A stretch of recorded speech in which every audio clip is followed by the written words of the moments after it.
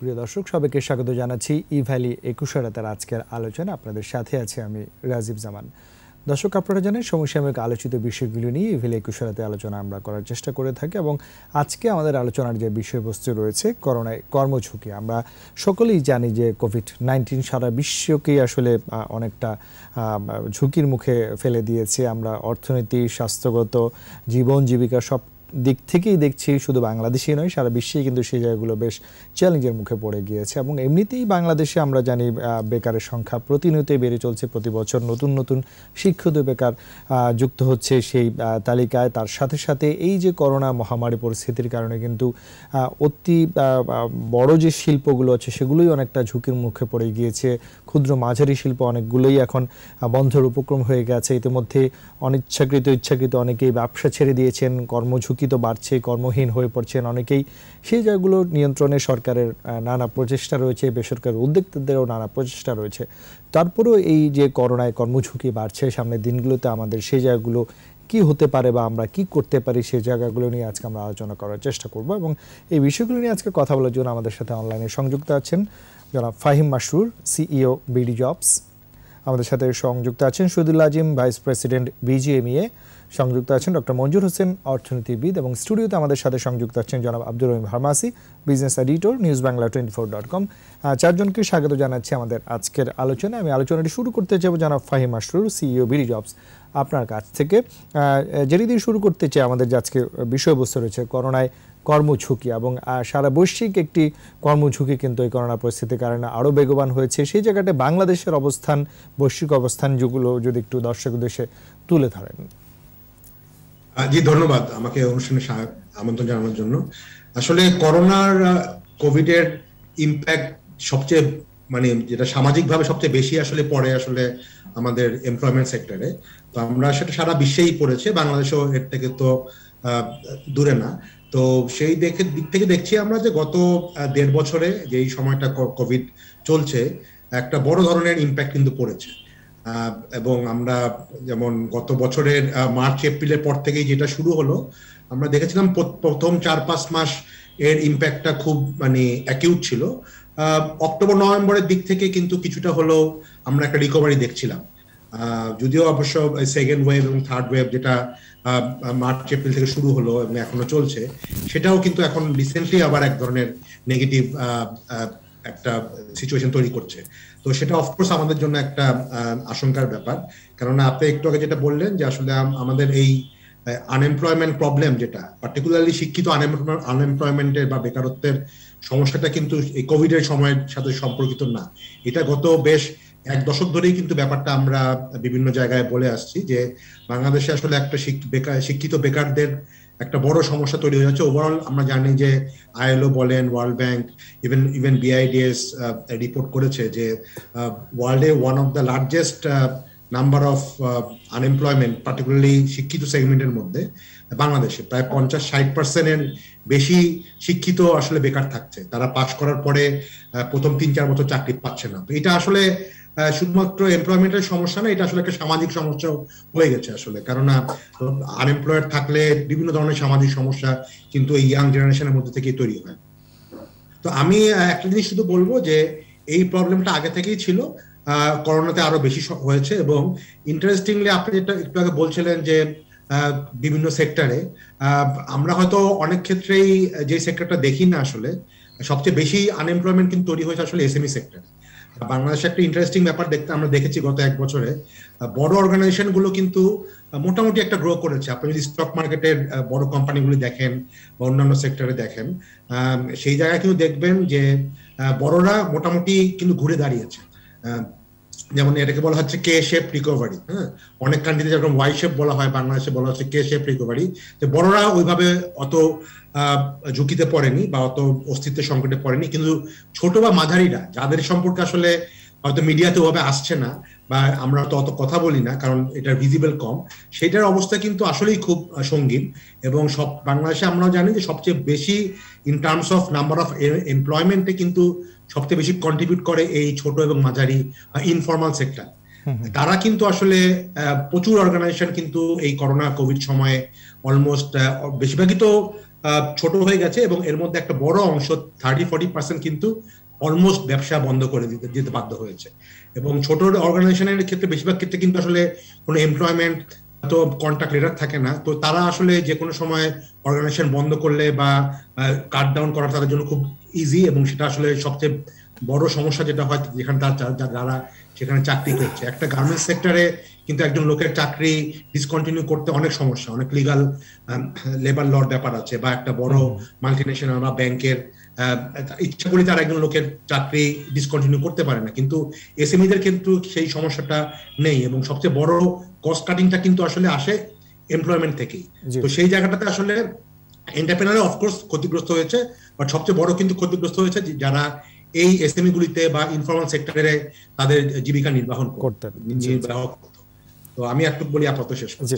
ধন্যবাদ ফাহিম মাসুর। আমরা এবার একটু সংযুক্ত হব জনাব শহীদুল্লাহ আজিম, ভাইস প্রেসিডেন্ট বিজিএমএ। জনাব শহীদুল্লাহ আজিম, আমরা যে বিষয়বস্তু আজকে ঠিক করেছিলাম যে করোনায় কর্মঝুঁকি এবং প্রচুর বেকারত্ব তো বাংলাদেশের এমনিতে আগের সমস্যা, নতুন করে এই করোনার বা কোভিড-19-এর কারণে নতুন করে অনেকে কর্মহীন হয়ে পড়ছে, চাকরির বাজার অস্থিরতা, তৈরি পোশাক খাতে এর প্রভাবটি কেমন? এখানে আমরা জানি যে বাংলাদেশের কর্মসংস্থান আপনাদের বড় একটি কন্ট্রিবিউশন রয়েছে, সরকারেরও অনেক সহযোগিতা রয়েছে, এবং তারপরেও অনেক ক্ষুদ্র মাঝারি শিল্প হয়তো বা সাবকন্ট্রাক্টে কাজ করে এই শিল্পের সঙ্গে, সেগুলো অনেকগুলোর ঝুঁকির অবস্থান আমরা জানছি।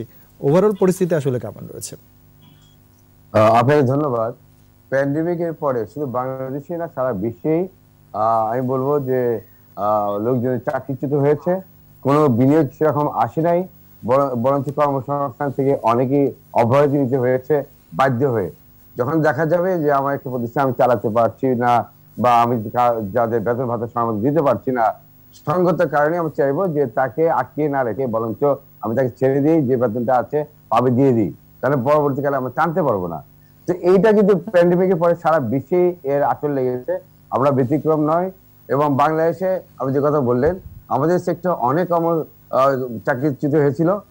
প্রথম প্যান্ডেমিকের প্রথম ওয়েভের পরে প্রায় 70,000 লোকের চাকরি চলে গিয়েছিল। পরবর্তীকালে আমরা আস্তে আস্তে ব্যবসায় ফেরত আসছিলাম। ফাহিম ভাই যে কথা বললেন যে আমরা সেপ্টেম্বর অক্টোবর দিয়ে ভালো দিকে যাচ্ছিলাম। আমরা গত প্যান্ডেমিকের আগে আমাদের $34 বিলিয়ন এক্সপোর্ট ছিল, যা কমে $28 বিলিয়ন আসছে, অলমোস্ট $6 বিলিয়ন কমে গেছে।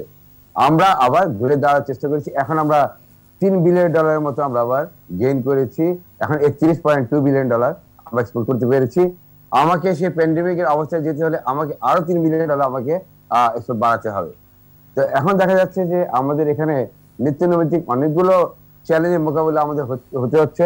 প্যান্ডেমিককে ঘিরে নতুন আমাদের চ্যালেঞ্জ আসছে, এবং আমরা একেবারে এই ব্যাপারে আমি বলবো যে ভীত নই, ভীত থাকার কোনো কারণ নেই, কারণ আমাদের বাঁচতে হলে প্যান্ডেমিকের ঘিরে বাঁচতে হবে, এটা আমাদের পার্ট অফ লাইফ হয়ে গেছে। তো আমাদের যে কোনো নতুন ডিজাইন যা কিছু করা হয়, ব্যবসা বাণিজ্য শিল্প, এটা ঘিরেই করতে হবে। এবং আমি মনে করি আস্তে আস্তে আমরা আবার ব্যবসায় ফেরত আসবো। কিন্তু আপনি দেখেন সারা বিশ্বে এখন ইউরোপ আমেরিকায় তারা কিন্তু এখন অলমোস্ট তারা ডিক্লেয়ার করেছে আমরা কোভিড শূন্য, তারা আতশবাজি পুড়িয়েছে ইত্যাদি। তো এই সময় আমরা যাচ্ছিলাম, আমাদের প্রচুর অর্ডার আসছে আমাদের দেশে। জুন জুলাই আগস্ট আমাদের সবচেয়ে এক্সপোর্টের সবচেয়ে বেশি আমরা এখানে এক্সপোর্ট করে থাকি। সারা বছর যা করি তার 40% এক্সপোর্ট আমাদের জুন জুলাই আগস্টে হয়, কেননা এই সময় আমরা উইন্টার ক্লোদিং গুলো দিই, আর উইন্টার ক্লোদিং এগুলো অনেক বেশি হয়। সুতরাং সঙ্গত কারণে আমি বলবো যে আমরা একটু দুপা আগে বাড়লেও আবার দুপা পিছিয়ে চলে যাচ্ছি। তো এই অবস্থায় বের হতে হবে, এবং এটা আমাদের কোনো ম্যানমেড সমস্যা না, এটা ন্যাচারাল একটা ডিজাস্টার, সবাইকে মেনে নিতে হবে, এর ভিতরে আমাদেরকে চলতে হবে। জি, শহীদুল আজিম, আপনাকে ধন্যবাদ। আমরা এবারে ডক্টর মঞ্জুর হোসেন, অর্থনীতিবিদ, তার একটু মতামত শুনবো। ডক্টর মঞ্জুর, আমরা যে বিষয়ে আজকে কথা বলছিলাম যে করোনার কারণে যে কর্মঝুঁকি বাড়ছে বা চাকরি হারাচ্ছেন অনেকেই, সেক্ষেত্রে কারা আসলে খুব বেশি চাকরি হারাচ্ছেন, বা কোন সেক্টরের লোক বেশি চাকরি হারাচ্ছেন? বেসরকারি অনেক গবেষণা রয়েছে, এমনিতেই 2 কোটির উপরে বেকার রয়েছে, 2021 সালে আরও 55 লাখ চাকরি হারানোর আশঙ্কা করছেন বিভিন্ন গবেষণা। তাই বলছে, কি হতে পারে পরিস্থিতি, বা কারাই এই সেক্টরে বেশি চাকরি হারাচ্ছেন? ধন্যবাদ আপনাকে। একটু আগে ফাহিম ভাই বললেন, আমি তার সাথে একমত। আসলে চাকরি হারানোর মূল সেক্টরটাই হচ্ছে ক্ষুদ্র, মাঝারি এবং অতি ক্ষুদ্র যারা আছে, ইনফর্মাল সেক্টর, মূলত তারাই মূলত বেশি করে চাকরি হারাচ্ছে। এবং এটা অস্বাভাবিকও না, বর্তমান যে আমরা একটা অস্বাভাবিক পরিস্থিতির মধ্যে যাচ্ছি, এই ধরনের অস্বাভাবিক ঘটনা ঘটবে। এখন আমাদের এমপ্লয়মেন্টের যদি আপনি আমার কম্পোজিশনটা দেখেন, এখানে বিভিন্ন ধরনের আছে। একটা হচ্ছে ধরেন কিছু আছে ডে ওয়েজ লেবারার, কিছু আছে সেলফ এমপ্লয়েড, কেউ আছে পার্ট টাইম বেসিস করে, কেউ আছে ফুল টাইমই করে বাট অনেকটা ইনফর্মাল, যার মানে কন্ট্রাক্ট লেটার থাকে না বা সেভাবে কন্ট্রাকচুয়াল কোনো অ্যাপয়েন্টমেন্ট থাকে না। আর একটা গ্রুপ আছে যারা কন্ট্রাকচুয়াল এমপ্লয়মেন্ট আছে। তো এই জায়গাতে যারা সবচেয়ে বেশি ক্ষতিগ্রস্ত হচ্ছে বা এখনো হচ্ছে বা অতীতে গত 1 বছরে হয়েছে, তারা হচ্ছে মোটামুটি ইনফর্মাল সেক্টরের সাথে যারা ছোট মাঝারি এইসব ফার্মের সাথে যারা যুক্ত, তারাই বেশি ক্ষতিগ্রস্ত হয়েছে। তাদের অনেকে চাকরি হারিয়েছে, অনেকে টেম্পোরারিলি চাকরি হারিয়েছে, অনেকেই হয়তো পুরো বেতন তার হয়তো কাট হয়েছে বা বিভিন্ন ভাবে তারা ক্ষতিগ্রস্ত হয়েছে। এবং এটার সাথে ওভারঅল সামগ্রিক দেশের অর্থনীতির সাথে সম্পর্কযুক্ত, কোভিড এর যে ইম্প্যাক্টটা হয়েছে তার সাথে ব্যবসা বাণিজ্যের যে ক্ষতি হচ্ছে তার সাথে সম্পর্কযুক্ত। এখন আমরা পুরো জিনিসটাকে ওভাবে দেখতে হবে, এবং শুধুমাত্র employment is not a isolated factor, তার সাথে বিজনেসে জড়িত আছে, দেশের অন্যান্য বিষয়গুলো আছে। এবং এই জায়গাটা যেটা হয়েছে যে আসলে কেউ তো কোনো ফার্ম কাউকে ইচ্ছাকৃত ভাবে তার চাকরিচ্যুত করতে চায় না। সে যদি সে নিজে ভালো চলতে পারে, সে যদি তাকে বেতন দেওয়ার সামর্থ্য রাখে এবং তাকে দিয়ে যদি আয় তার হয়, তাহলে সে এটা করবে। তো সেই জায়গাগুলোতে যেটা খুব জরুরি দরকার ছিল সেটা হচ্ছে কিছু এমপ্লয়মেন্ট সাপোর্ট, স্টিমুলাস প্যাকেজ যেগুলো বলছেন সেগুলো। সেই জায়গাটাতে আমরা কিছু এক্সপেরিমেন্ট করেছি দেশের সরকারের পক্ষ থেকে, সেগুলো সাফিসিয়েন্ট ছিল না এবং যথাযথভাবে অনেক ক্ষেত্রে হয়তো হয়ওনি। যার ফলে যেটা হয়েছে এটা অনেকটা অ্যাকিউট হয়েছে। এবং যারা অনেক সময় আমাদের বিভিন্ন ঢেউ আসছে, ফার্স্ট ঢেউর পরে আমরা আবার সেকেন্ড ও থার্ড ঢেউতে চলে গেলাম। ফলে যেটা হয়েছে যে বিশেষ করে যারা দিন মজুর, যারা ধরেন কনস্ট্রাকশন সেক্টর বা এমন অনেক সেক্টর আছে যেগুলো বেশি ক্ষতিগ্রস্ত হচ্ছে, তাদের এমপ্লয়মেন্টটা সবচেয়ে বেশি ক্ষতিগ্রস্ত হয়েছে। এখন আমরা তো আর আসলে ইউকের মতন দেশ না যেখানে সরকার এমপ্লয়মেন্ট বেনিফিট দিবে বা সাপোর্ট দিবে। ইউকেটা অনেকেই জানাতেন ফার্লো বলে একটা স্কিম আছে, যেটাকে এখন আবার কোভিড এর সময় আরো একটু মডিফাই করা হয়েছে, যে ওকে 80% পর্যন্ত সরকার এমপ্লয়মেন্ট সাপোর্ট দিচ্ছে, যে তোমরা কাজ না করলে you will get salary and other thing. এখন আমাদের দেশে একমাত্র সরকারি কর্মজীবীরাই এই সুবিধাটা পেয়ে যাচ্ছে, কাজ থাকুক আর না থাকুক দে আর গেটিং বেনিফিট বা স্যালারিজ। কিন্তু বড় কোম্পানিগুলো যে আসলে ক্ষতিগ্রস্ত হচ্ছে না তা না, অনেকেই হয়তো তাদের রিটেইন যে প্রফিট বা তাদের ক্যাপিটাল আছে সেখান থেকে কন্টিনিউ করছে এই আশায় যে একটা ভালো সময় আসবে। যে আজিম ভাই বললেন যে হ্যাঁ সামনে তার রিকভারির দিকে যাচ্ছেন, সুতরাং তারা সবাইকে ছাঁটাই করছেন না, তাদের এমপ্লয়ির দরকার হবে। তো সেই বিবেচনা থেকে যেটা দরকার ছিল যে আমরা বলছিলাম যে আসলে এমপ্লয়ি বেনিফিট না দিতে পারলেও সরকার যদি অ্যাক্রস দ্য বোর্ড একটা সার্টেন লেভেল অফ ইনকামের নিচে যারা আছে তাদেরকে যদি সাপোর্টটা কন্টিনিউ করতে পারতো, তাতে যে খুব বেশি টাকা হতো তা খরচ হতো তা না। আমি যেটা বলছি যে 50 লক্ষ পরিবারকেও যদি 2,500 করে 4 বার দেওয়া হয়, সরকারের কত খরচ হবে? 10,000 কোটি টাকা বা 15,000 কোটি টাকা, আর কমই হবে। এরকম যদি দেওয়া যেত বা কিছু করা, হয়তো অনেকে এমপ্লয়মেন্টটা না বাঁচাতে পারলেও তারা কিছুটা সাপোর্ট যেটা কন্টিনিউ করতে, তার লাইভলিহুডটা মেনটেন করতে। এট দ্য সেম টাইম যেটা হচ্ছে স্টিমুলাস প্যাকেজকে এসএমই বা এমএসএমই দেরকে যেটা দেওয়া হয়েছে সেটা সাফিসিয়েন্ট ছিল না, কারণ হচ্ছে যে ক্ষুদ্র এবং অতি ক্ষুদ্ররা কিন্তু এই বেনিফিটটা নিতে পারেনি, যেহেতু ব্যাংকিং লেড মডেল ছিল। কারণ আমরা সব সময় জানি যে এসএমইদের জন্য ব্যাংকিং অ্যাক্সেসটাই হচ্ছে বড় সমস্যা। তাদের সেই অ্যাক্সেস নেওয়ার মতো সেই ক্যাপাবিলিটি নাই, ডকুমেন্টেশন নাই, বিভিন্ন সমস্যা আছে। সেই জায়গাতে হয়তো দরকার ছিল মাইক্রো ক্রেডিট ইনস্টিটিউশন গুলোকে ইনভলভ করা, এনজিওদেরকে ইনভলভ করা, যাতে তাদেরকে ওয়ার্কিং ক্যাপিটাল সাপোর্টটা দেওয়া যায়, তাদেরকে এমপ্লয়ীদেরকে রিটেইন করার জন্য, এমপ্লয়মেন্ট কন্টিনিউ করার জন্য সাপোর্টটা দেওয়া যায়। তো এমপ্লয়ীদের স্যালারিটা যদি কন্টিনিউ করা যায়, যেটা গার্মেন্টস আরএমজি সেক্টরে হয়েছে যে হ্যাঁ স্যালারিটা কন্টিনিউ করবে থ্রু মোবাইল ফিনান্সিয়াল সার্ভিস বা কিছু, সেটা কিন্তু এই ক্ষুদ্র মাঝারিদের ক্ষেত্রে ঘটেনি। সেই জায়গাটাতে আমার মনে হয় আমাদের এখনো কাজ করার সুযোগ আছে এবং সামনে হয়তো সরকার চিন্তা করতে পারে। ধন্যবাদ ডক্টর মঞ্জুর। আমরা স্টুডিওতে উপস্থিত রয়েছেন আব্দুর রহিম ফার্মাসি, business editor, news Bangla 24.com। আমরা আলোচনা শুনছিলাম এবং ঘুরে ফিরে সেই জায়গাগুলো আলোচনা হয়েছে। সরকারের প্রণোদনা প্যাকেজ, বৃহৎ শিল্পগুলোর সক্ষমতা, ক্ষুদ্র মাঝারি শিল্পের অনেক সমস্যা রয়েছে, আবার এরকম অনেক প্রতিষ্ঠানও রয়েছে তাদের সক্ষমতা রয়েছে, কিন্তু কোভিড-19 সুযোগে অনেকে অনেক ধরনের মিশ্র প্রতিক্রিয়া আমরা দেখেছি।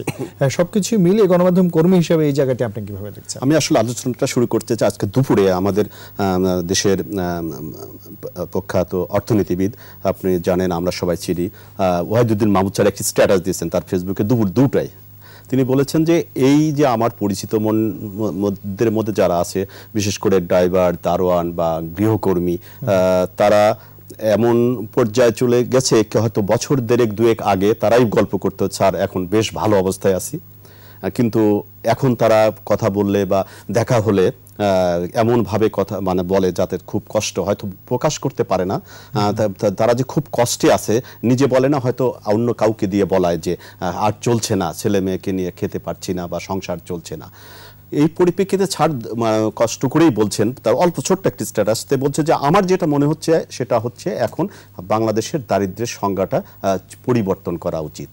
তাহলে বুঝতে পারছেন যে ছাড় এমনভাবে অনুধাবন করতে পারছেন যে এখন এই যে কোভিড-19 1.5 বছরে কত মানুষ কষ্টে আছে বা কে কোন অবস্থায় আছে, কতটা খারাপের দিকে গেছে, সেই কারণে ছাড় অনুধাবন করে বলছেন যে দারিদ্র্যের সংজ্ঞাটাই আসলে পরিবর্তন করা উচিত। হ্যাঁ, আমরা গত 12 বছর 15 বছরের দারিদ্র্যের হার কমিয়ে 24% নামিয়ে আনতে পারছিলাম এবং অতি দারিদ্র্যের হার চলে আসছিল প্রায় 12%-এরও নিচে। আর সেটা কিন্তু এখন বিভিন্ন বেসরকারি সংস্থা গবেষণার তথ্য যাই দেখ না কেন একজনের, কিন্তু একটা জায়গায় আমাদের যেটা মনে হচ্ছে প্রায় 36% অর্থাৎ 36-37% মতো এই যে 24% থেকে দারিদ্র্যের হারটা ওই জায়গায় চলে গিয়েছে গত 1.5 বছরে। কনক্রিটভাবে বাংলাদেশ সরকারের পক্ষ থেকে বা বিআইডিএস এর পক্ষ থেকে এখন পর্যন্ত কোনো তথ্য না দিলেও এইটা কিন্তু মেনে নিতে হবে যে 30-32% আমরা চলে গেছে দারিদ্র্যের হার।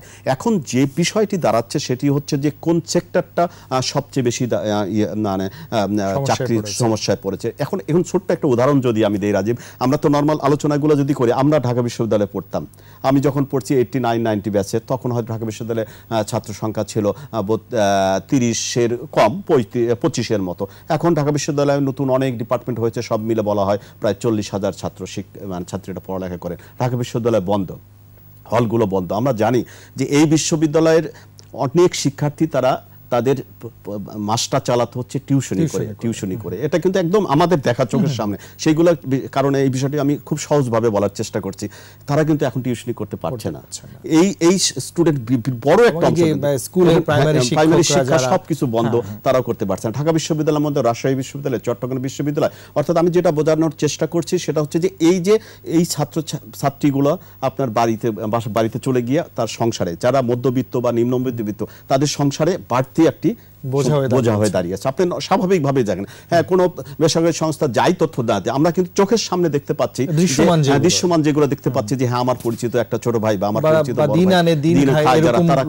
তারা কোন অবস্থার মধ্যে আছে আমরা কিন্তু ছোট করে দেখতে পাচ্ছি। এবং আরো পরিষ্কারভাবে আপনি যদি অনুধাবন করি, আমাদের এই যে গণমাধ্যম সেক্টর এই যে গত 1.5 বছর মানে কিভাবে চলছে, এটা কিন্তু আমরা খুব কাছ থেকে বলতে পারছি না। হ্যাঁ, আজিম ভাইরা বলতে পারছেন যে ভাই প্রণোদনা দাও, আরো 3 মাসের বেতন দাও, কিন্তু আমরা কিন্তু বলতে পারছি না। আমরা আজিম ভাইদের কথা বলছি, অন্য সেক্টরের কথা বলছি, নিজের কথা কিন্তু ওইভাবে বলতে পারছি না। সেই কারণে আমি যেটা বলছি, চোখের সামনে আমরা যেগুলো দেখছি সেটা একটি ভয়াবহ চিত্র। এবং এই যে গত 2.5 মাস ধরে যে প্যান্ডামিকটা চলছে, সেই প্যান্ডামিকের আমরা ফল আমরা আগামী 2 মাস 3 মাস বা 1 বছরে কি দেখতে পাবো আমরা কিন্তু অনিশ্চিত জানি না। তবে ভয়াবহ একটা পরিস্থিতির মুখে যে আমরা যাচ্ছি এটা নিশ্চিত। হ্যাঁ, এর মধ্যে আসার যে বিষয়টি আছে সেটি হচ্ছে যে বলাই প্রয়োজন, যেহেতু হতাশার বিষয়গুলো বললাম, যে হ্যাঁ আমাদের এই প্যান্ডামিক 1.5 বছরে সরকারি কর্মকর্তা কর্মচারীদের কোনো সমস্যা হয়নি। তারা প্রতি মাসের যেদিন বেতন কাজ না করে পাচ্ছেন, তারা পাচ্ছেন। এবং এই একই সঙ্গে বলা প্রয়োজন সেটি হচ্ছে যে সরকারি কর্মকর্তাদের পাশাপাশি আরেকটি বড় সেক্টর আমার কাছে যেটি মনে হয়েছে সেটি হচ্ছে যে আমরা এই যে প্যান্ডামিক সিচুয়েশনের মধ্যেও আমাদের সব বেসরকারি খাতের মধ্যে সবচেয়ে বড় খাত হচ্ছে বেসরকারি মানে কৃষি খাত। যে কোনো কারণেই হয়, প্রাকৃতিক দুর্যোগ ওইভাবে হয়নি, ভালো ফলন হয়েছে, বাম্পার দুটো মৌসুম গেল, বড় মৌসুম হয়েছে, এই সেক্টরে কিন্তু বড় ধরনের আঘাতটা এখনো পড়েনি। এবং মাসখানেক আগে Centre for Policy Dialogue CPD পেনডিবি যে তথ্য দিল সব সেক্টরের চাকরি হারিয়েছে, কিন্তু কৃষি খাতে বলা হচ্ছে 14% গ্রোথ মানে চাকরি বেড়েছে সেটা বলছে। তার ব্যাখ্যাও তারা দিয়েছে যে বিভিন্ন সেক্টরে রাজধানী ঢাকা শহরে যারা চাকরি করতো বিভিন্ন তারা চাকরি হারিয়ে ওই এলাকায় গিয়ে হয়তো নিজের কৃষি জমিটা নিয়ে কৃষিকাজ করছে অথবা অন্য জমি নিয়ে চাষবাস করছে। এই দুটো জায়গা হচ্ছে, এক হচ্ছে যে আপনার সরকারি চাকরিজীবীদের কোনো সমস্যা হয়নি, আর একটি হচ্ছে বড় কৃষি খাতে ওইভাবে বড় ফলাফল। আর এত কিছুর মধ্যেও আমাদের বারবার যে আলোচনাটা চলে আসে সেটি হচ্ছে যে এই যে বছর ধরেই প্রায় 1.5 বছর ধরেই প্রবাসী ভাইরা বড় একটি অঙ্কের রেমিটেন্স পাঠিয়ে চলেছেন এবং অবাক করার মতো প্রায় $25 বিলিয়ন রেমিটেন্স এসছে গত এই ফিসক্যাল ইয়ার অর্থাৎ 2020-21 অর্থ বছরে। এটা কেন বেড়েছে বা কি কারণে বেড়েছে অনেক প্রশ্ন আছে, কিন্তু এই টাকাটাও অনেকটা সহায়তা করছে এই দেশে পরিবার পরিজনদের যারা আছেন তাদের ক্ষেত্রে। আমি সার্বিকভাবে যেটা বলতে চাই সেটি হচ্ছে যে এই পরিস্থিতি যদি আমরা মোকাবেলা করতে চাই তাহলে এই টিকার বিষয়টি ছাড়া অন্য কোনো ওয়ে আছে বলে আমার চোখের সামনে পড়ছে না। আমরা লকডাউন দিচ্ছি, শাটডাউন দিচ্ছি, অতি লকডাউন দিচ্ছি, অতি কঠোর লকডাউন দিচ্ছি, কোনো কিছুতেই কাজ হচ্ছে না। টিকার বিষয়টি যত তাড়াতাড়ি আসবে বা যদি আওতাটা বাড়াতে হবে, আমাদের আতঙ্কটা কমবে। আর আরেকটি আলোচনা যেটা একটু উঠছিল সেটি হচ্ছে যে এই যে সরকার 1,28,000 কোটি টাকার মতো পুনর্বাসন প্যাকেজ ঘোষণা করেছিল, এটার একদম যে প্রপার ইউটিলাইজড হয়নি আমি সেটা তেমন কি বলবো না। তবে মূল আলোচনা যেটা উঠলো তিনজনের মুখ থেকে সেটি হচ্ছে যে এসএমই সেক্টর, এটা কিন্তু অবহেলিত থেকে গেছে। আমি এই যে 1,28,000 কোটি টাকার করোনা পুনরুদ্ধার প্যাকেজের মধ্যে এসএমই খাত বা নতুন নাম দিয়েছে সিএমএসএমই, সেটাতে বরাদ্দ ছিল 20,000 কোটি টাকা, মানে এসএমই খাতের জন্য বরাদ্দ ছিল বেশি। কিন্তু এখন পর্যন্ত দেখেন 6 দফা মেয়াদ বাড়ানো হয়েছে, এখন পর্যন্ত ওই 20,000 কোটি টাকার মধ্যে সর্বশেষ সেন্ট্রাল ব্যাংকের তথ্য হচ্ছে যে 17,000 কোটি টাকাও বিতরণ করা সম্ভব হয়নি। অথচ দেখেন বড় শিল্পদের জন্য আজিম ভাইদের জন্য যেটা রাখা হয়েছিল 42,000 কোটি টাকা, সেটা পুরোটা বিতরণ হয়ে গেছে। এমনকি আজিম ভাইরা 2% মাত্র সার্ভিস চার্জে 4 মাসের বেতন দিতে পেরেছেন এবং কি বড় বড় উদ্যোক্তাদের জন্য ঋণও নিতে পেরেছেন। আমি বারবার মঞ্জুর স্যার বললেন, শামস ভাইও বললেন যে সবচেয়ে বড় সেক্টর বলা হচ্ছে এসএমই, সেই সেক্টরের দিকে কিন্তু সরকারেরও তেমন নজর ছিল না। আরেকটি বড় বিষয় হচ্ছে যে আপনার ব্যাংকগুলোর দিকেও নজর নেই। আমি মূল আলোচনা যেটা এখন আমি শেষ করতে চাই দুটো বিষয়। দেখবেন পরিবহন সেক্টরে এই যে ড্রাইভার এবং হেল্পার থেকে শুরু করে লাখ লাখ কর্মচারীর আছে। আরেকটি বড় কথা দেখবেন রাজধানী ঢাকা সহ এখন কিন্তু সারা দেশেই মাঝারি ছোট ছোট সব বিপণী দোকান বন্ধ। এই এক একটি দোকানে কিন্তু 3-4 জন কর্মচারী কাজ করে। এদের কত বড় সংখ্যা, লাখ লাখ এই সংখ্যা। এদের জন্য আমি বুঝে উঠতে পারলাম না এখনো, মানে সরকারের পক্ষ থেকে কোনো ধরনের এখনো পর্যন্ত নেওয়া হলো না। এবং আমার বিশ্বাস যে হয়তো নতুন যে পুনর্বাসন প্যাকেজ আসবে এই বিষয়গুলো যেন বিবেচনায় রাখা হয়। ছোট্ট বিরতি নিতে চাই, তারপর আবার আলোচনায় ফিরে আসবো। প্রিয় দর্শক, নিচ্ছে একটা ছোট্ট বিজ্ঞাপন বিরতি, আমাদের সাথেই থাকুন।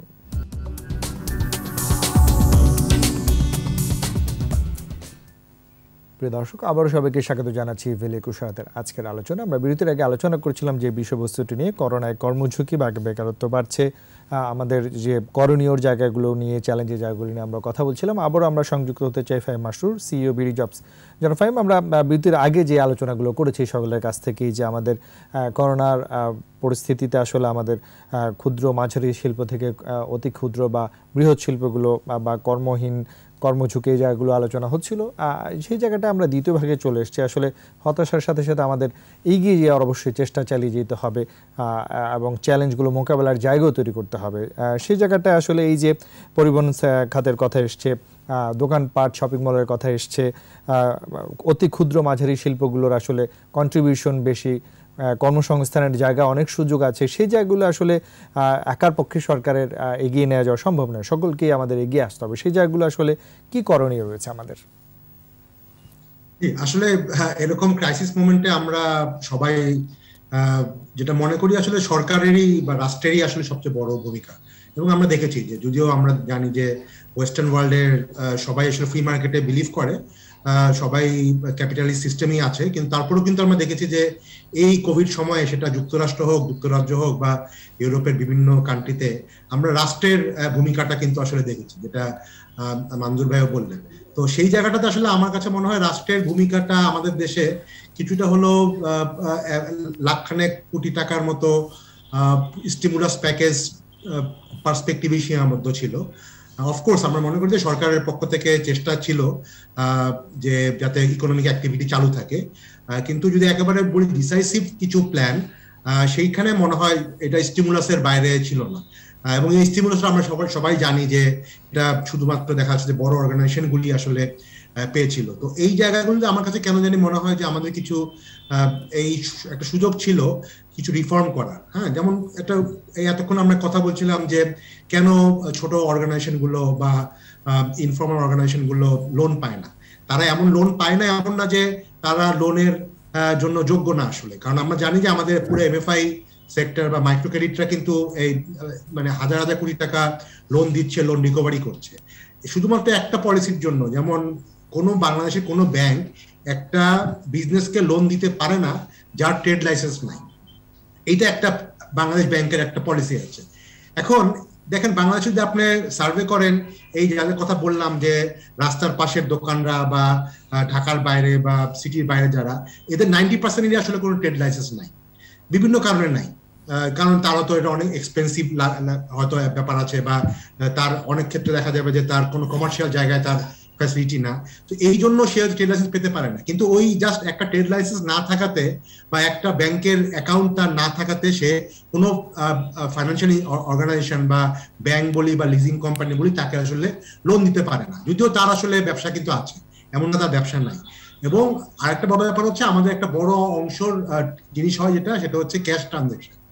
আমাদের এই প্যান্ডামিকের সময় কিন্তু এইটাকে আমরা আসলে চেঞ্জ করার মানে উচিত ছিল বা সুযোগ ছিল, যে যাতে আমরা ডিজিটাল পেমেন্টটাকে আরো বেশি কম্পালসারি করতে পারি, বা আমাদের এই টাইপের কিছু পলিসি, যে আমাদের লোন পলিসি যেটা সেন্ট্রাল ব্যাংক ডিফাইন করে, সেক্ষেত্রে এই ব্যাপারটাকে যদি আমরা স্ট্রাকচারালি চেঞ্জ করতে পারতাম, যে কি কি কন্ডিশন না হলে বা কি কি কন্ডিশন হলে লোন দেওয়া যাবে, এই জিনিসগুলো কিন্তু আসলে আমাদের করা দরকার ছিল। আরেকটা ব্যাপার আমার কাছে আসলে একটু ফ্রাস্ট্রেটিং মনে হয়, যে এখানে আসলে আমরা বুঝছি যে আসলে টেকনোলজির ব্যবহারের মাধ্যমে কিছুটা হলেও আমরা অর্থনীতি বলি বা আমাদের এই যেমন শিক্ষা ব্যবস্থা বলি বা স্বাস্থ্য ব্যবস্থা বলি কিছু চালিয়ে রাখতে পারি বা আরো পারতাম, সেই জায়গায় কিন্তু আমরা খুব একটা দেখিনি যে টেকনোলজিটাকে ব্যবহার আরো ভালো করানোর জন্য বা আরো প্রণোদনা দেওয়ার জন্য। হ্যাঁ, অফকোর্স আমরা দেখেছি যে মোবাইল ফাইন্যান্সিয়াল পেমেন্ট অনেক বেড়েছে, ইন্টারনেট ব্যবহার অনেক বেড়েছে, কিন্তু আবার দেখেন আমরা কিন্তু গত 2 বছর যদি বাজেট দেখেন, সেক্ষেত্রে কিন্তু দেখবেন যে আমাদের সবার পক্ষ থেকে ছিল যে এই সময়টা 2 বছরের জন্য হলো যাতে ইন্টারনেটের উপরে সাপ্লিমেন্টারি ডিউটি বলি বা ভ্যাট বলি, এটা অ্যাটলিস্ট উঠিয়ে নেওয়া হোক। কারণ মানে এই জিনিসটা যদি করা হয় তাহলে কিন্তু আমার ইন্টারনেটের খরচ অনেক কমে আসতো। আমরা জানি যে একটু কথা বলছিলাম যে পুরো শিক্ষা ব্যবস্থা কিন্তু ভেঙে গেছে। আমাদের প্রায় 3 থেকে 4 কোটি ছাত্রছাত্রী কিন্তু হয়তো আমার ছেলে মেয়ে আর আজিম ভাইয়ের ছেলেমেয়েরা কিন্তু ঠিকই পড়াশোনা করছে, অনলাইনে জুমে ক্লাস করছে, মঞ্জুর ভাইয়ের ছেলেমেয়েরা ক্লাস করছে, কিন্তু আপনি যদি মনে দেখেন একটা গ্রামের বা একটা গ্রামাঞ্চলের যারা রয়েছেন তারা কিন্তু আসলে পারছে না, কারণ তাদের কাছে তো আসলে মোবাইল বিল দেওয়ার মতো ক্যাপাবিলিটি নেই। বাংলাদেশে যেই পরিমাণ একজন সাধারণ লোকের যে পরিমাণ খরচ লাগে তার ডাটা কিনতে, অলমোস্ট 700 টাকা লাগে তাকে যদি রেগুলার স্কুল অনলাইন স্কুল করতে হয়, তো সেটা কিন্তু তার ক্ষমতা নাই। তো সেই জায়গাটাতে কিন্তু আমরা আসলে এই খুব ছোট ছোট কয়েকটা পলিসি দিয়েই কিন্তু আমরা এই প্রবলেমগুলোকে সলভ করতে পারতাম। শিক্ষা ব্যবস্থার প্রবলেম বলি বা এই এসএমইদের প্রবলেম বলি, এই জায়গাটাতে কিন্তু সরকারের কোনো টাকা লাগতো না, কিছু পলিসি সাপোর্ট দরকার ছিল, যেটা আসলে আনফরচুনেটলি আমরা খুব বেশি দেখি নাই। আমাদের হয়তো সরকারের উচ্চ পর্যায় থেকে এক ধরনের ডিরেকশন ছিল, কিন্তু ব্যুরোক্রেসি লেভেলে যদি বলি, এটা এনবিআর বলি বা অন্যান্য যারা বলি, বিটিআরসি বলি বা অন্যান্য এজেন্সি যারা বলি, তাদের ক্ষেত্রে কিন্তু আমরা দেখি নাই যে সরকারের উচ্চ পর্যায়ের যে ফিলোসফিটা সেটার সাথে তাল মিলিয়ে পলিসির ব্যাপারগুলো, ওই যে বাংলাদেশ ব্যাংকের কথা বলি, ওভাবে আসলে অ্যাডাপ্ট করেছে বলে আমার কাছে মনে হয়। জি জি, ধন্যবাদ আপনাকে। আমরা জনাব শহীদুল আজিম, ভাইস প্রেসিডেন্ট বিজিএমএ। জনাব শহীদুল আজিম, এই যে আমরা একটু আগে বলছিলাম তৈরি পোশাক খাতের কন্ট্রিবিউশন এবং এই সাথে সংশ্লিষ্ট অনেক শিল্প রয়েছে, কর্মসংস্থান একটা বড় জায়গাও রয়েছে, যদিও আপনারা অনেক কিছুই সরকার কাছ থেকে আদায় করে নিতে পারেন বা সরকারও এগিয়ে আসেন, ক্ষুদ্র মাঝারি শিল্প বা অতি ক্ষুদ্ররা সেই সুযোগটা পায় না, আলোচনায় এসছে, তারপরও এই সেক্টরটা যেন আরে এগিয়ে যায়, সেই জায়গাটায় বিশেষ করে কর্মঝুঁকির জায়গাটা যেন আমরা একটু সতর্ক থাকি বা সহযোগী হই, এই জায়গাটা আসলে কিভাবে আমরা এগিয়ে নিয়ে যেতে পারি? আপনার কথাটা আমি একটু দ্বিমত পোষণ করি, আদায় করতে পারি কথা যে বললেন, এটা সরকারের স্বার্থেই সরকার দেয়। কারণ আমাদের মনে করেন না যে 40 লক্ষ শ্রমিক নিয়ে আমরা কাজ করি, এই অবশ্যই। সার্কুলেশনটা মানি সার্কুলেশন 5 কোটি লোকের ভিতরে। তো আমরা ভালো থাকলে 5 কোটি লোক ভালো থাকবে। না, অবশ্যই তো সেটাই।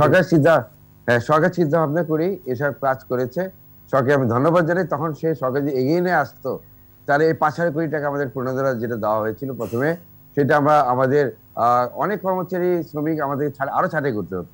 তো এই জন্য সরকারকে ধন্যবাদ পাওয়া উপযুক্ত। এবং আমি বলবো কিন্তু যে শহীদুল্লাহ সরকার- আজিম, এই যে গত স্বাধীনতার প্রায় 50 বছরে এত বড় একটি শিল্প, একটি বছরও কি আসলে সহনীয় হওয়ার সুযোগ নেই? আপনি যদি এই শিল্পের সঙ্গে যুক্ত থাকতেন তাহলে বলতে পারতেন। না, এই প্রশ্নটা কারণ আমি এখানে- করছি না, এটা প্রশ্ন আসে আমাদের কাছে। আসে, এটা ভাব হয় যে আমরা মনে হয় প্রতি বছর দেখেন আমরা যে আমরা ইনকাম করি সেটা কিন্তু এই শিল্পী আমরা ইনভেস্ট করি। তা না হলে এই 12,000 কোটি টাকা এক্সপোর্ট শিল্প এখন $34 বিলিয়ন হতো না। হ্যাঁ, আমরা বাড়িয়েছি। এটা সত্যি কথা। একটা ফ্যাক্টরি থেকে, ছোট ফ্যাক্টরি থেকে বড় হয়েছে, আরো বড় হয়েছে, কর্মসংস্থান হয়েছে।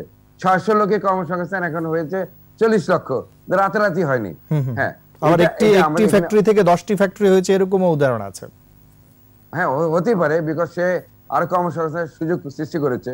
আমরাও চাই অন্যান্য সেক্টর, আমাদের প্যারালাল সেক্টর এগিয়ে আসুক।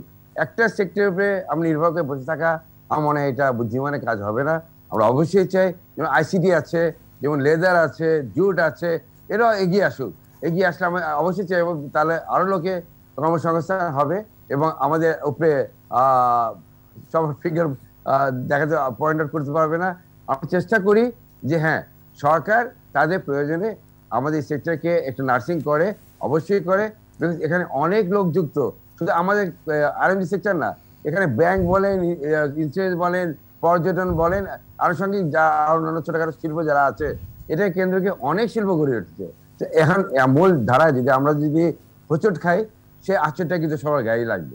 জি, ধন্যবাদ। আমরা একটু ডক্টর মঞ্জুর হোসেন, আমরা শেষ দিকে আলোচনার, অবশ্যই সক্ষমতার জায়গায় বিশ্বে অন্য দেশের সাথে তুলনা করলে হবে না, আমাদের সীমাবদ্ধতা রয়েছে। তারপরেও আমাদের সম্মিলিত প্রচেষ্টায় কিন্তু এই জায়গাগুলো উত্তরণের জায়গা খুঁজতে হবে। সেই জায়গাটা আসলে কি প্রত্যাশা রাখবো আমরা? না, একটা জিনিস হচ্ছে যে আমাদের হয়তো সামর্থ্য কম, কিন্তু যেটা ফাহিম ভাই বললো খুবই গুরুত্বপূর্ণ কিছু কথা উনি বললেন, যে আমরা কিন্তু নীতিগত সহায়তা দিয়েও কিন্তু অনেক কিছু ইনোভেটিভ যদি কোনো পলিসি নেওয়া যেত বা নতুন কিছু পলিসি নেওয়া যেত, তাতে করে আমাদের সামর্থ্যের মধ্যে কিন্তু অবস্থাটা আমরা আরো ভালো করতে পারতাম।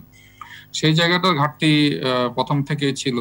যেমন স্টিমুলাস প্যাকেজটা যদি বলি, এটা পুরোটাই বাংলাদেশ ব্যাংকের হাতে দেওয়া হয়েছে, অথচ যাদের জন্য দেওয়া হলো, যদি এসএমইর কথাই বলি, এসএমই ফাউন্ডেশন ছিল, বিসিক ছিল, তাদেরকে পরে দেখা হলো 100-200 কোটি টাকা আলাদা ভাবে দেওয়া হলো। কেন তাদের মাধ্যমে আমি পুরো জিনিসটা বাস্তবায়ন করলাম না? কারণ এসএমই ফাউন্ডেশনের কাছে একটা বড় ডেটাবেজ আছে, কারা তাদের কাছ থেকে বিভিন্ন রকমের সহায়তা নেয়, সাপোর্ট নেয়।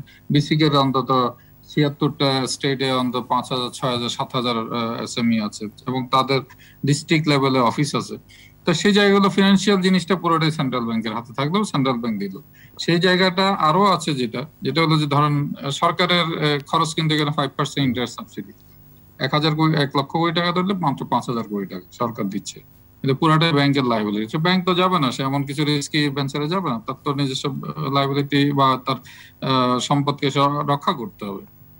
সেই জায়গাতে যেমন আমরা লোন দিতে পারলাম না, দেখালো মাঝারি সাইজের ওরাই বেশি পেল, কিন্তু অতি ক্ষুদ্র বা কটেজরা পেল না।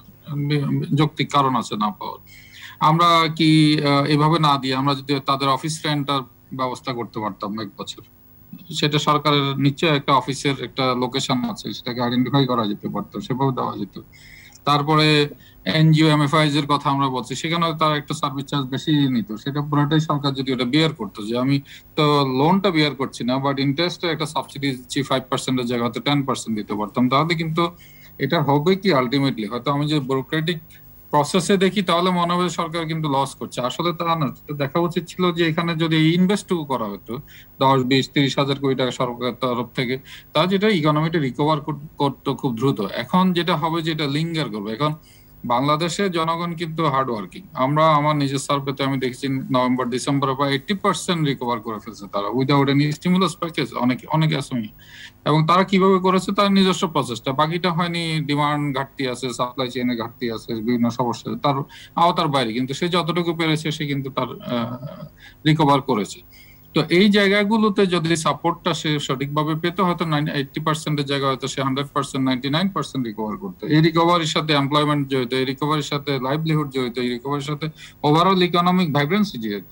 তাহলে সেই জায়গাগুলোতে আমরা স্টিল বলি যে আসলে এই যে স্টিমুলাস প্যাকেজ বাস্তবায়ন হোক বলেন বা অন্যান্য সরকারের যে প্রণোদনা বলেন, অর্থনৈতিক রিকভারি বলেন, এখানেও একটা অ্যাডভাইজারি প্যানেল বা একটা এক্সপার্টদেরকে নিয়ে একটা হয়তো ছোটখাটো একটা অ্যাডভাইজারি প্যানেল করা যেত, যাদের মাধ্যমে, কারণ আমাদের মতো দেশের জন্য যেটা দরকার, আমাদের সামর্থ্য কম, কিন্তু হয়তোবা আমরা কিছু আইডিয়া দিয়ে হয়তো এগুলো রিকভার করতে পারি। এট দ্য সেম টাইম যেটা হয়েছে যে কিছু কিছু সেক্টর কিন্তু গেইন করেছে, তার মধ্যে একটা আইসিটি, ফাহিম ভাই হয়তো পুরো বলেনি, কিন্তু যে আমরাও দেখেছি যে ই কমার্সটা অনেক গুণ বেড়েছে, সেখানে পলিসিগত ত্রুটি ছিল, সেটা এখন দেখা যাচ্ছে হয়তো এটা ঠিক করা হবে। অ্যাপ কমার্স বেড়েছে। তারপরে আমি নিজের রিসেন্টলি ওই সময় একটা সার্ভে হয়েছে, সেখানে দেখেছি তাদের কারোরই খুব বেশি কমেনি, বরং ব্যালেন্সে ছিল বা কিছুটা বেড়েছে অনেকের। এবং সেই জায়গাগুলোতে ধরো অনেক কর্মসংস্থান হয়েছে। এখন যেগুলো হচ্ছে যে ফুড ডেলিভারি বলেন, অনলাইন ডেলিভারি বলেন, সেখানে প্রচুর লোকের কর্মসংস্থান হচ্ছে। তো এই একটা যখন ক্রাইসিস আসে, তখন একদিকে ক্রাইসিস আসলে অন্যদিকে অপরচুনিটিও ক্রিয়েট হয়। সেই অপরচুনিটি গুলোকে আমরা কতটুকু গ্র্যাব করবো, এই জায়গাটা দরকার ছিল ইন্টারনেটের আমার খরচ কমিয়ে দেওয়া। আচ্ছা, আমরা করছি কি ইন্টারনেটের উপর থেকে আমি কর বাড়ানোর চেষ্টা করছি, যেখানে আমার দরকার ছিল যে আমার করের আওতা বাড়ানো বা কর যারা দিতে পারে তাদের প্রতি বেশি মনোযোগ দেওয়া, যাতে করে সেখান থেকে আদায় করে, বরং যেসব জায়গায় প্রমিজিং, যেগুলো অর্থনীতিকে এগিয়ে নিয়ে যাবে, সেই জায়গা থেকে আমার ছাড় দিতে হবে। সেটাকেও আমি স্টিমুলাসের অংশ হিসেবে নিতে পারি, যে আমি ইন্টারনেটের খরচ কমিয়ে দিলাম, তাহলে ইভেন ফ্রি ইন্টারনেট করে দিতে পারি স্কুল কলেজের ছাত্রছাত্রীদের জন্য। সেগুলো কিন্তু মোবাইল ফোন অপারেটরদেরকে দিলে তারাই আইডেন্টিফাই করে ফেলতে পারবে কারা স্টুডেন্ট, কারা বেশি কথা বলে, কারা কম কথা বলে, কে বিজনেসের সাথে জড়িত আছে। আমি জাস্ট একটু বলি যে আমাদের এই যে বিজনেস ডিজিটালাইজেশন, আমি এসএমই একটা সার্ভেতে রিসেন্টলি আমরা দেখেছি মাত্র 20-25% এসএমই তাদের বিজনেস পারপাজে মাত্র এমএফএস মানে বিকাশ বলেন, নগদ বলে, এগুলো ব্যবহার করে। Very small amount of firms, small number of firms. তাহলে সেই জায়গাটাতে তাদেরকে সাপোর্ট দেওয়া যায়, তুমি অনলাইন বিজনেস করো, তুমি ওয়েবসাইট করো, তুমি অন্যান্য কিছু করো। এই সময়তে একটা সুযোগ আসছিল যেটা তারা করা যেত। তো সেই জায়গাটাতেই আমি যেটা বললেন যে সম্মিলিত প্রসেসটার অবশ্যই দরকার আছে। এট দ্য সেম টাইম কিছু শুধুমাত্র ব্যুরোক্রেটিক প্রসেসের মধ্যে না থেকে এটাকে কিছুটা এমপ্যাথেটিক্যালিও কিছু দেখতে হবে। এট দ্য সেম টাইম কিছু নীতিগত রিফর্মস এর দিকেও চিন্তা করা দরকার এই সময়টাতে। আসলে ক্রাইসিস রেসপন্স বলে একটা কথা আছে, সেভাবেই চিন্তা করা দরকার। তো আমরা আশা করি এখনো সময় আছে, করোনা হয়তো এই বছরই শেষ হয়ে যাচ্ছে না, যেহেতু আমরা ভ্যাকসিনেটেড হতে পারবো না হয়তো ফুললি। তো এখনো সঠিকভাবে নীতি গ্রহণ করলে হয়তো বা ইকোনমিক রিকভারিটা আমরা আরো আর্লি এগিয়ে যেতে পারবো। ধন্যবাদ। আমরা আব্দুর রহিম হারমাসি শেষ দিকে চলে এসেছি, প্রত্যাশা দিয়ে শেষ করবো যে সমস্যা সম্ভাবনা দুটি রয়েছে, আমরা অবশ্যই সম্ভাবনা কাজে লাগাবো। তার জন্য সকলকে এগিয়ে আসতে হবে, দক্ষ জনবলেরও আমাদের প্রয়োজন আছে, আবার আমাদের কর্মঝুঁকি বা কর্মহীনতার জায়গাগুলো আমাদের নজর দিতে হবে, কিভাবে আমরা দক্ষতা বাড়িয়ে তাদেরকে কর্মশক্তিতে পরিণত করতে পারবো। এবং তার সাথে সাথে এই যে বিষয়টি আমরা নিয়ে আলোচনা করছিলাম যে সরকারের অনেক জায়গায় নীতিগত জায়গায় আলোচনা এসছে, কি প্রত্যাশা থাকবে? আসলে আমি মঞ্জুর স্যারের সঙ্গে একটু যোগ করতে চাই, সেটি হচ্ছে যে আমি বারবার একটি কথা ব্যবহার করে থাকি যে বাংলাদেশের মানুষের মধ্যে যে অন্তর্নিহিত শক্তি আছে, সেই শক্তি দিয়ে এই কোভিডের মতো পরিস্থিতি মোকাবেলা করে একটা জায়গায় যাবে, এবং আমরা বিভিন্ন ধাপেও সেটাও লক্ষ্য করেছি। দেখেন, আমি কৃষিখাতের কথা বললাম, এই যে মহামারী কালের 1.5 বছরের মহামারীর করে আরেকটি খাত কিন্তু আমি গতকাল একটি প্রতিবেদন করেছি newsbangla24.com-এ, সেটি হচ্ছে যে হোম টেক্সটাইলের নীরব বিপ্লব। আমি ব্যক্তিগত ঘেটে পড়েছি, আজিম ভাইদের আরএমজি সেক্টরের কথাই তো সবচেয়ে বেশি আলোচনা হয়, কিন্তু অবাক করার মতো বিষয় যে এই গত ফিস্ক্যাল ইয়ার অর্থাৎ 20-21 অর্থ বছরে $1.2 বিলিয়ন আর্ন করছে হচ্ছে হোম টেক্সটাইল সেক্টর, $1.2 বিলিয়ন অর্থাৎ 10,000 কোটি টাকা আর্ন করছে। এই গত ফিস্ক্যাল ইয়ারে এই সেক্টরের গ্রোথ হচ্ছে আপনার 50%। মানে কেউ জানে না কিন্তু, বা কেউ কারো কোনো আলোচনা থাকে না। এই যে হ্যাঁ, নীরব বিপ্লব হয়ে গেছে একটা, এই যে চাদর, বালিশ, কাবার্ড, বাসার সরঞ্জাম সাজানোর ক্ষেত্রে এই যে মহামারীর সময়, এখানে কারণও আছে যে পাকিস্তানের বড় একটি মার্কেট ছিল, আর ছিল হচ্ছে আপনার ভারতের মার্কেট, এবং চায়নার কিছু মার্কেটও বাংলাদেশে চলে এসেছে। এবং এই যে ইউরোপ এবং আমেরিকাতে হঠাৎ করে যে কোভিড চলে যাওয়া বা চলে যাবে এই প্রত্যাশা, ওই সব জায়গাগুলোতে নতুন করে বাসা বাড়ি সাজানোর খাতে এইগুলোর ডিমান্ড হঠাৎ করে বেড়ে গেছে, ওই মার্কেটটা চলে এসেছে। এখন আমি যদি বলি এই সেক্টরটা সরকারের উপরের মহলের লোকজন বা মন্ত্রী মহলের লোকজনের খুব বেশি বিবেচনায় আছে বলে আমি জানি না, এবং এই সেক্টর বড় কোনো সহায়তা কখনো পেয়েছে কিনা আমি তাও জানি না। সেই কারণে আমি বলছি যে হ্যাঁ, অবশ্যই আমার আরএমজি সেক্টর বড় বিশাল সেক্টর, 30-35 লাখ কর্মসংস্থানের সৃষ্টি করেছে, অবশ্যই এই সেক্টরের দিকে সুনজর থাকবে, কিন্তু একেবারে অন্যান্য সেক্টরের দিকে যে থাকবে না, এটাই আমি বারবার বলার চেষ্টা করছি। দেখেন এই যে এই হোম টেক্সটাইল সেক্টর এখন 3 নম্বরে চলে এসেছে, আরএমজি, জুট, থার্ড হচ্ছে হোম টেক্সটাইল সেক্টর। তাহলে আমি এই সেক্টরটাকে কেন আরেকটু সুযোগ করে দিতে পারি না, দেব না? এবং আমার মনে হয় সরকারি নীতি নির্ধারণ পর্যায়ে অনেকে জানেই না এই সেক্টরের সঙ্গে কারা কারা জড়িত। মাত্র 20টা টেক্সটাইল সেক্টর কারখানা এই প্রতিষ্ঠান বিপ্লব ঘটিয়ে গেছে নীরবে। আমি শুধু বলার চেষ্টা করছি যে এই যে মহামারী কালেও যে জায়গাগুলোতে নজর দিলে আরেকটু মহামারী আমরা ভালোভাবে মোকাবেলা করতে পারবো বা পারতাম, সেই দিকে নজর দিতে হবে। আপনাকে আমি মানে আশঙ্কার, এটা তো প্রত্যাশার কথা বললাম, আশঙ্কার কথা বললাম যে এই যে দেখেন আমি ছোট্ট একটি শিক্ষাক্ষেত্রের কথা বলি। আমার ছেলের এইচএসসি পরীক্ষা দেওয়ার কথা ছিল 2022-এ, 2021-এ যারা পরীক্ষা দেওয়ার কথা তারা দেয়নি, 20-এ যারা দিয়েছে তারা হচ্ছে অটোমেটিক পাস, তারা বিশ্ববিদ্যালয়ে ভর্তি হতে পারেনি। 20-এ পারেনি, 21 চলে যাচ্ছে, 22-এর কবে কি হবে তিনটা অনিশ্চিত। এই যে একটা বিশাল অঙ্কের সেশন জোট হয়ে গেল, আমাদের ফিউচার কোথায় আমরা জানি না, কি অবস্থা। তাহলে এই যে বড় ধরনের আরো যদি 1-2 বছর এই অবস্থা চলতে থাকে, এবং যা পরিস্থিতি আমরা দিচ্ছি, আমাদের অবস্থা কিন্তু এখন ভারতের চেয়ে ভয়াবহ। ভারতের 15 দিন 20 দিন আগে যে পরিস্থিতি ছিল তার আমাদের মানে আক্রান্তের হার এখন 30-35%, কোন জেলায় প্রায় 60। এখন পরিস্থিতিতে দেখেন এই যে আগামী 1 বছর 1.5 বছর যদি এই অবস্থা থাকে, তাহলে কিন্তু আপনার ভয়াবহ পরিস্থিতির সৃষ্টি হবে।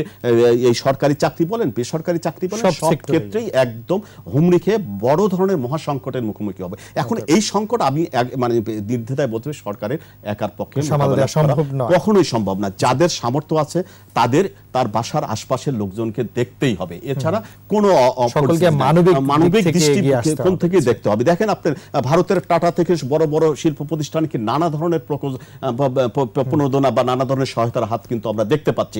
বড় বড় অনেক দেশের বড় বড় শিল্প প্রতিষ্ঠান, আমাদের দেশের আমি এখন পর্যন্ত একটি শিল্প গোষ্ঠীর কোন ধরনের সহায়তার খবর কিন্তু আমি বড় আকারে কোনো কিছু পাইনি। সেই কারণে বলছি সরকারের পাশাপাশি যাদের সামর্থ্য আছে এবং গ্রামের যে একটি ধনী আছে তাকেও এই তার আশপাশের লোকজনের দিকে মহামারীতে হবে, কারণ এইটা যে কবে শেষ হবে আমরা কেউ বলতে পারি। আমরা শেষ দিকে চলে এসেছি। ফাহিম মাসরুর, যাওয়ার আগে এই জায়গাটায় কিছু যোগ করে যদি শেষ করেন।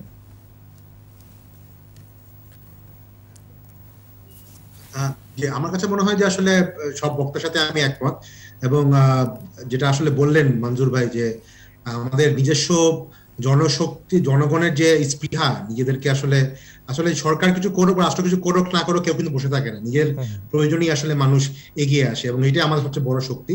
বাট এই শক্তিটাকে হয়তো আমাদের সকলে মিলে একটু হার্নেস করতে হবে, কারণ আমরা কিন্তু দেখেন পৃথিবীর বেশিরভাগ দেশেই কিন্তু নেগেটিভ গ্রোথে চলে গেছে, আমরা কিন্তু স্টিল আমাদের গ্রোথ রেট পজিটিভ ছিল।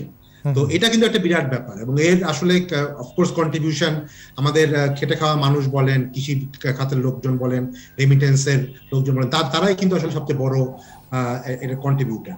তো এই ব্যাপারটাকে আমাদের পজিটিভলি দেখতে হবে এবং তাদেরকে একটু সাহায্য করতে হবে। অফকোর্স আমি মনে করি যে গার্মেন্টসের মতো সেক্টরকে তো সাহায্য করাটা, আমি আজিম ভাইয়ের সাথে পরিপূর্ণভাবে একমত যে এটা আসলে সরকারের নিজের জন্যই আসলে দরকার, রাষ্ট্রের নিজের জন্যই দরকার, কারণ এখানে প্রায় 3-4-5 কোটি মানুষের কর্মসংস্থান জড়িত। অতএব সেই ব্যাপারটাই করতেই হবে। সাথে সাথে যারা আসলে এই নেটের ইনফর্মাল নেটের মধ্যে আছে, ইনফর্মাল যে জায়গাতে আছে, যাদের কথা হয়তো মিডিয়া বলছে না, যারা হয়তো অনেক দৃষ্টিচক্ষুর আড়ালে থাকছে, তাদেরকেও আসলে নিয়ে আসতে হবে এবং সবাইকে মিলে একটা হোলিস্টিক সলিউশনের দিকে আমাদের যেতে হবে। যারা শহীদুল্লাহ আজিম, শেষ দিকে চলে এসেছে, 1 মিনিটে শেষ করবেন কিছু যোগ করে। যেখানে চ্যালেঞ্জ সেখানেই অপরচুনিটি, সুতরাং সমস্যাকে সুযোগে পরিণত করতে হবে। চ্যালেঞ্জ আসবে, কোভিড নিয়ে আমাদের বাঁচতে হবে এবং আমাদের ডিজাইনটা ওভাবে করতে হবে, শিল্প বাণিজ্য যাই আছে মাথায় রেখেই করতে হবে এবং সম্মিলিতভাবে সবাইকে প্রচেষ্টা করতে হবে। কোনো সেক্টর, কোনো সরকার বা কেউ একা কিন্তু কিছু করতে পারবে না। অবশ্যই। আপনি টাকা পয়সা আর সাহায্য না করতে পারলে নীতিগত সাহায্য করুন, তাহলে অনেকে উত্তরে যাবে। এখন এই মুহূর্তে কিন্তু সেটাই বেশি প্রয়োজন। জি, ধন্যবাদ। ডক্টর মঞ্জুর, আমরা শেষ দিকে চলে এসেছি, যাওয়ার আগে কিছু যোগ করে যদি আপনি শেষ করেন। সবচেয়ে বড় যে বিষয়টা আসলে কোভিড যদি না থাকে আসলে কোনো সমস্যা হয়তো থাকবে না, আমাদের আলোচনার হয়তো দরকার নেই। সেদিক থেকে আমি মনে করি স্বাস্থ্য সুরক্ষা, বিশেষ করে শুধুমাত্র ভ্যাকসিন দিলেই হবে না, জনগণকে যদি যেসব সেক্টরে যারা কাজ করছে প্রত্যেকের দায়িত্ব আছে তার কর্মচারী কর্মকর্তা সবাইকে সুরক্ষিত রাখা এবং সে যাতে স্বাস্থ্য সুরক্ষার বিষয়গুলো বিশেষ করে মাস্ক যাতে ঠিক মতো পরে এবং তার নিজের স্বাস্থ্যকে ঠিক রাখে, তাহলেই হয়তো অটোমেটিক্যালি আমরা হয়তো বছরখানেকের মধ্যে এই অবস্থা থেকে উত্তরণ করতে পারবো। তাতে অর্থনীতিও আগের জায়গায় ফিরে আসবে। আর সবচেয়ে যে কথা আমরা বললাম, স্টিমুলাস শুধু নামে দিলেই হবে না, এটাকে আসলে বাস্তবায়নের জায়গাটি দিব তাদেরকে টার্গেটেড ওয়েতে তারা যাতে পেতে পারে সেই ব্যবস্থাটা করতে হবে। জি, আমরা সে প্রত্যাশা রাখছি। অবশ্যই নানা চ্যালেঞ্জের মধ্যে দিয়েও সারা বিশ্বের এই অবস্থানে বাংলাদেশ যেভাবে এগিয়ে যাচ্ছে, আমরা সকলে যদি সকলের জায়গা থেকে এগিয়ে আসি, সেই জায়গাটা অবশ্যই আমরা উতরে যেতে পারবো। ধন্যবাদ ডক্টর মঞ্জুর হোসেন, ধন্যবাদ জনাব শহীদুল্লাহ আজিম, ধন্যবাদ ফাহিম মাশরুফ, ধন্যবাদ আব্দুর রহিম ফার্মাসি, চারজনকে ধন্যবাদ জানাচ্ছি আমাদেরকে সময় দেওয়ার জন্য। প্রিয় দর্শক, এভিল 21 রাতের আজকের আলোচনা এখানে শেষ করছি। শুভরাত্রি, স্বাস্থ্যবিধি মেনে চলুন।